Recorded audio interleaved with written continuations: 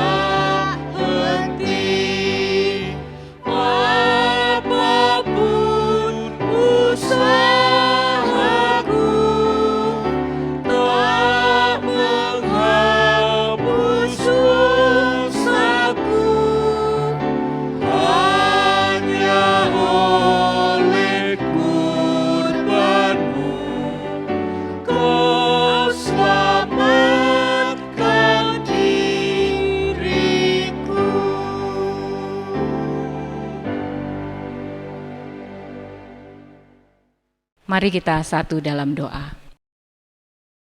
Bapa kami di dalam surga, terima kasih Tuhan untuk keselamatan yang Kau berikan kepada kami. Kami umat-Mu yang penuh dosa datang kepadamu Tuhan pagi hari ini untuk membaca dan merenungkan kebenaran sabda-Mu.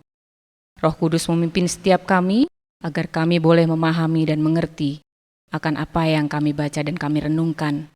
Melalui hamba-Mu Bapak Pendeta Dwi Santoso, kiranya firman yang disampaikan boleh menjadi berkat bagi kami. Terima kasih Tuhan Yesus.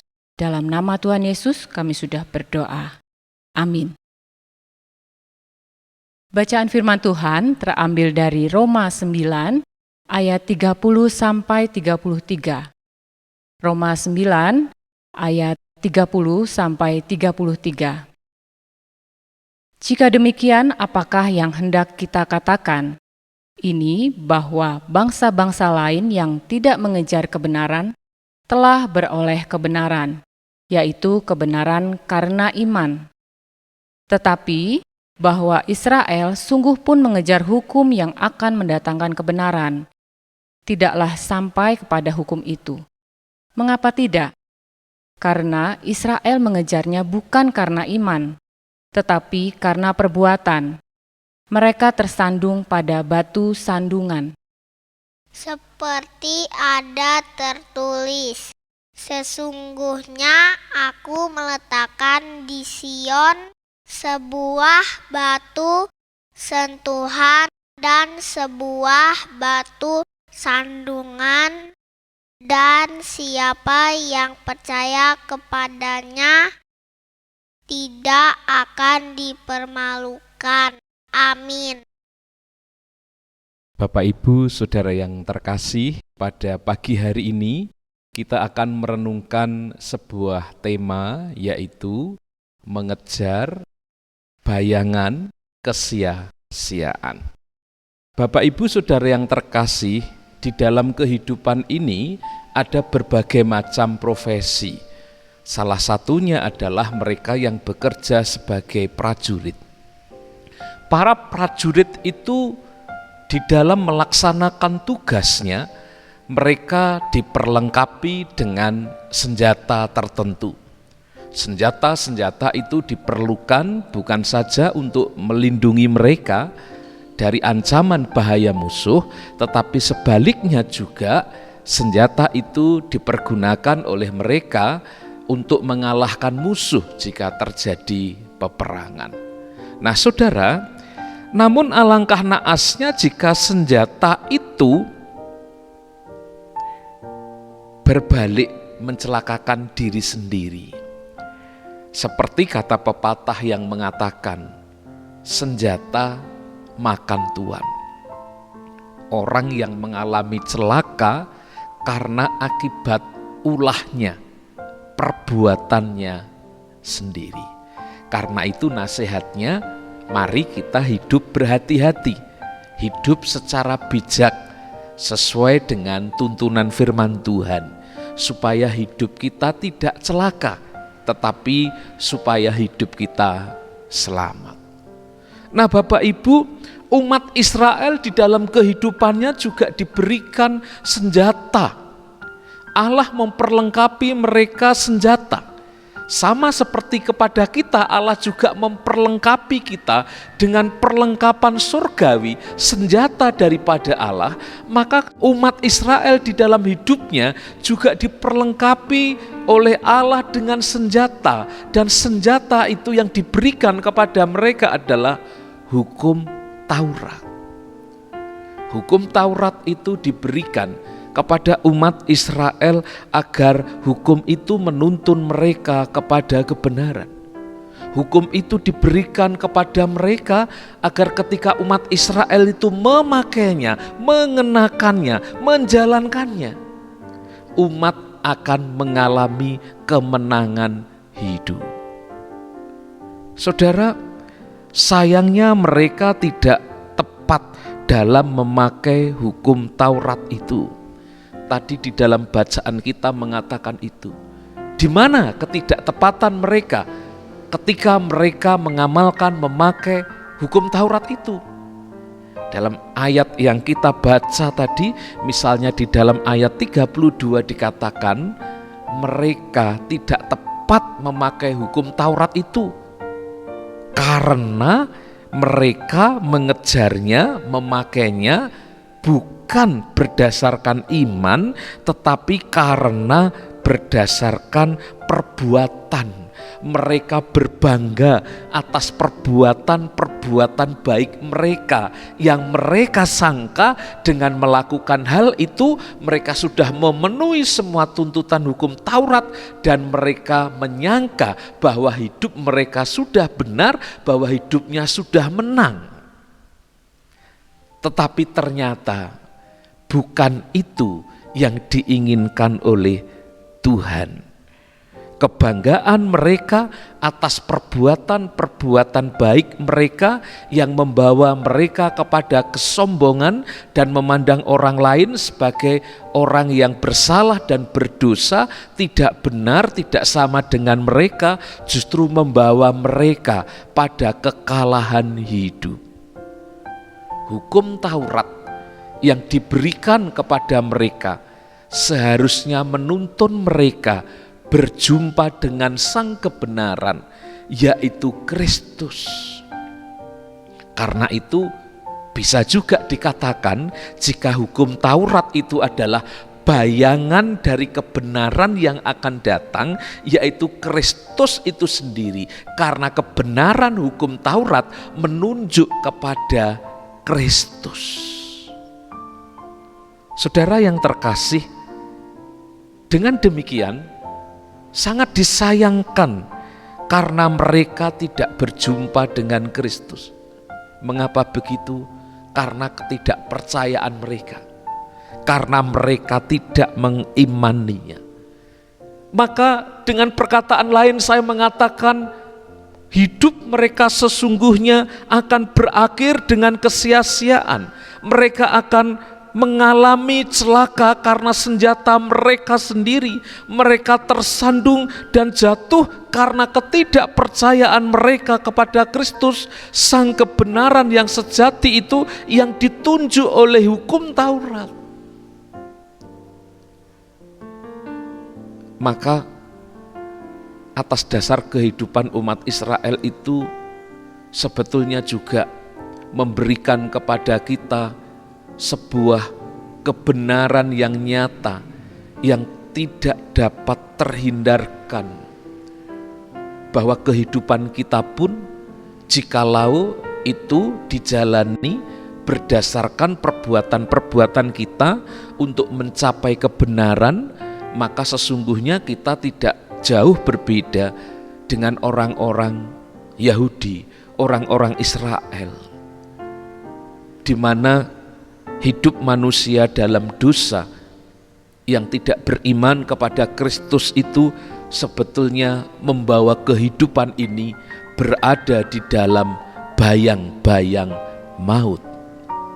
Upah dosa adalah maut.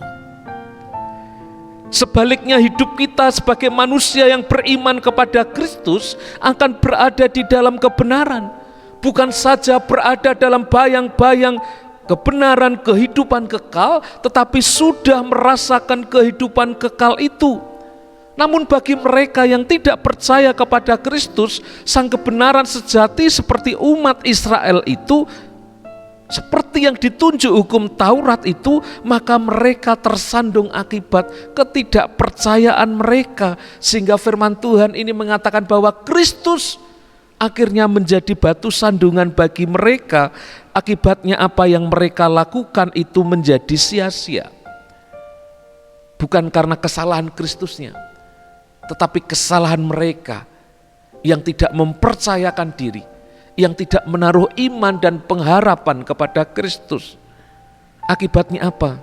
Akibatnya hidup mereka seperti mengejar bayangan, yang pada akhirnya tindakan itu tidak akan menghasilkan apa-apa. Dengan kata lain, sia-sia. Dan sayang sekali, banyak orang hidupnya dipengaruhi oleh bayang-bayang. Seperti umat Israel, mereka hidup dalam bayang-bayang kesalehan, membuat mereka tampak saleh, padahal masih salah. Itulah kesalehan yang salah. Banyak orang hidup dalam bayang-bayang kemakmuran, mengejar kemakmuran dengan cara-cara yang tidak benar. Mereka mungkin menjadi kaya materi, tetapi miskin di dalam nilai-nilai religi, miskin hati. Banyak orang yang mungkin dalam hidupnya juga dibayang-bayangi sukacita. Mereka merasa bahwa sudah mendapatkan dan mengalami sukacita itu. Tetapi sukacita yang bukan berasal dari Kristus, yang bukan berasal dari Mesias, Sang Juru Selamat, Sang Raja Damai, maka sebetulnya sukacita itu bersifat dangkal, semu, artifisial, sukacita lahiriah yang akan hilang dengan sendirinya. Saudara-saudara, apa yang kita kejar di dalam hidup kita? Kita berlari dengan begitu rupa. Apa yang hendak kita capai di dalam hidup ini? Apakah kebanggaan yang semu seperti umat Israel dengan kesalehan yang salah? Apakah kebanggaan-kebanggaan yang lain yang karena itu mungkin kita merasa lebih baik dari orang lain? Atau kepuasan dengan segala gaya hidup hedonisme yang memberikan kenikmatan sesaat yang bersifat sementara, hanya mengelabui saja? Atau kita sedang mengarahkan hidup kita kita sedang berorientasi, kita sedang berfokus, kita sedang berlari ingin mencari garis akhir bersama dengan Kristus, supaya ketika kita mencapai itu, di sana kita akan mendapatkan mahkota kehidupan yang telah disediakan oleh Bapa bagi kita, orang-orang yang setia sampai akhir. Roma 9 ayat 33 mengatakan, barang siapa yang percaya dan setia kepadanya, kepada Kristus, hidupnya tidak akan dipermalukan.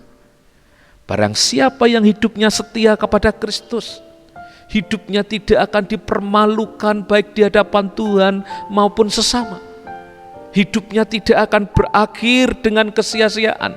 Hidupnya tidak akan berakhir dengan kekecewaan. Mereka yang akan menerima hadiah dari Bapa, yaitu mahkota kehidupan, adalah mereka yang terus bersedia dengan rendah hati dan rela diri mengejar kesejatian hidup di dalam Kristus, bersedia setia sampai akhir. Tuhan memanggil setiap kita untuk menjadi orang-orang yang setia. Dan karena itu, mari kita memberi diri, meresponi diri dengan kesetiaan iman kita. Kiranya Tuhan yang bermurah hati itu menolong kita semuanya untuk menjadi orang-orang yang setia sampai akhir. Tuhan memberkati kita. Amin. Mari kita berdoa. Tuhan Yesus, jika ada satu pertanyaan yang mendasar di dalam hidup kami, apa yang kami cari di dalam kehidupan ini? Tentu setiap orang dengan variasi jawaban yang berbeda-beda secara pribadi lepas pribadi memiliki jawaban-jawaban yang tersendiri. Dan kami Engkau pandu ya Tuhan, agar di dalam kehidupan ini kami benar-benar mencari apa yang sejati.